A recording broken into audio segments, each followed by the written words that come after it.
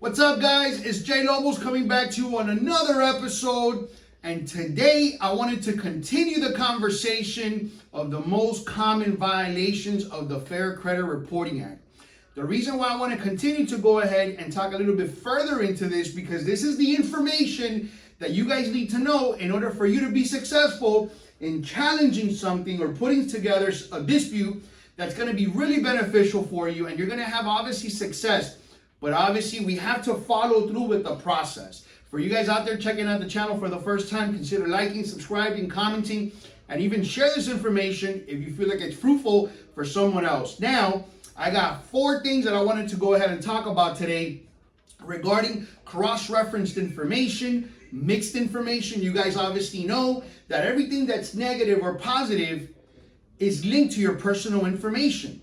So if right now you fall into any of these 4 things that I'm going to go ahead and cover right now, obviously one of the first things that you have to do is get a copy of your credit report. You guys have to have a way on how to monitor it from month to month. This information that you guys are seeing, you guys have to compare that. You have to compare the old report with the new report. Look for cross-referenced information. Why? Because the devil is in the details, guys. And these 4 things that I'm going to go ahead and share with you are things that when I sit down and I do an evaluation, I look at my client's credit report and I see that any of these things are happening. I have people with so many aliases, AKAs, also known as. I have people with a first name but not a last name. I have cross-reference addresses or even socials. So these are quick tips, guys, that you guys have to be under so that you, when you set up and you create your dispute and you send that over to the agencies, if the information is linked to any of this cross-reference that's not yours, that negative account or derogatory account that you're challenging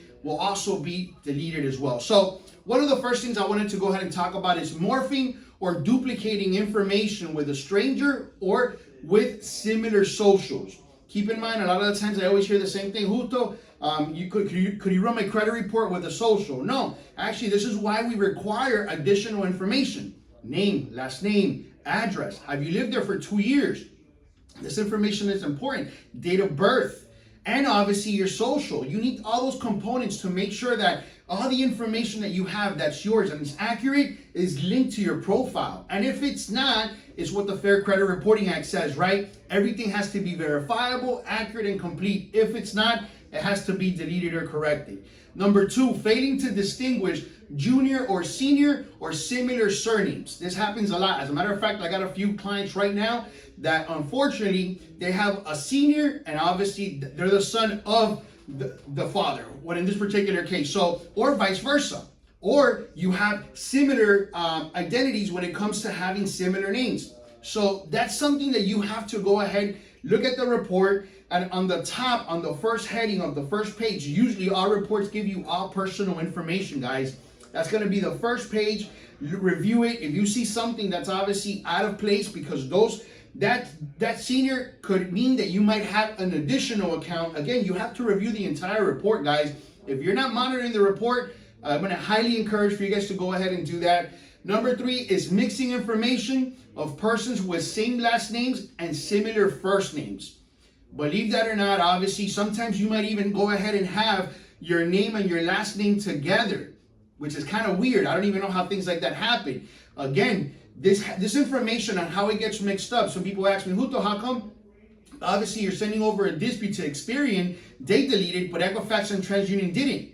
Well, guys, you have to understand, even though that we're seeing all 3 agencies in one page, but technically they're 3 different entities. It's like saying Bank of America, Chase, and Wells Fargo. Well, if you went to Bank of America and you opened up an account with your driver's license, awesome, but now all of a sudden you moved and now you have a different address with a new driver's license and you go to Wells, well, then that's how they're going to capture the other one. Or possibly you went into Bank of America with a passport and you gave them an address.